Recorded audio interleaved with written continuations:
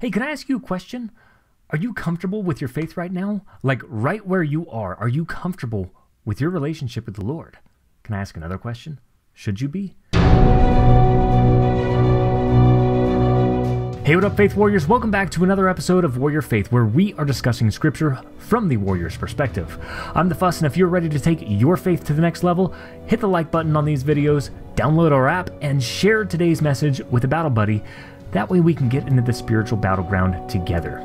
This week on Warrior Faith, complacency versus comfort. We kicked off the year saying that we are forging disciples in 2021, and forging implies a certain amount of heat and pressure, and just like that, many of us today are beginning to see that just as Scripture says, the Christian life is in fact a spiritual war.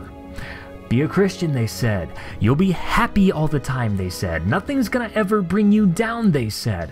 This is what many preachers herald from their overglorified pulpits, paid for on the back of the prosperity gospel. But is it actually true? And like many of these Christians, I believed that I would be bulletproof after becoming a Christian. I believed that I'd be untouchable, that life was just going to be beautiful, but you know what? Life actually got worse. 2 Corinthians 1:9 says, "Indeed we felt as though the sentence of death had been passed against us, so that we would not trust in ourselves, but trust in God who raises the dead." So in reality, life as a Christian doesn't really physically get much better. As much as that physical pain turns into a tool that instructs us for godliness, it teaches us to continuously place our hope in a higher purpose.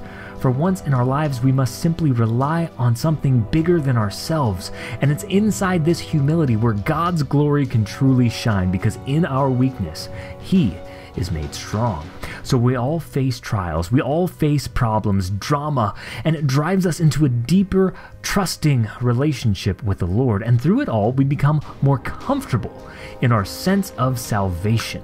As Romans 5 says, we can rejoice too when we run into problems and trials, for we know that they help us develop endurance, and endurance develops strength of character, and character strengthens our confident hope of salvation.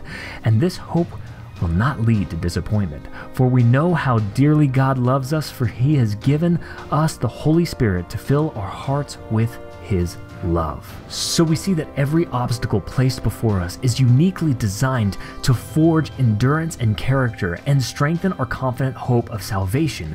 You see, a sword is not forged in a bed of plushy pillows. It's forged in the fire, beaten against an anvil, hammered on by steel, and sharpened by iron. None of that sounds comfortable, but that's what it takes to refine raw metal into an instrument of divine intention. Each strike of that hammer is the Holy Spirit bringing us closer to the image of God, which is something that we never achieve on our own. It takes that outside force to mold us closer to the image of God, and it's not something that we're going to find in this lifetime, only in the next. If you're completely comfortable with your current standing with God or your own righteousness, I would challenge you to pray about whether you're truly comfortable in that, or if instead you are blinded by your comfort and you've slipped into complacency and you're missing the prompting and conviction that comes from the Spirit through the Word. So this week, evaluate that along with me, as we all have work to do in this area. And take it one step further and share this message with 3 of your friends that you would want to see on mission for Christ. And then follow that up with an intentional conversation, because nobody ever accidentally made disciples. Fuss out.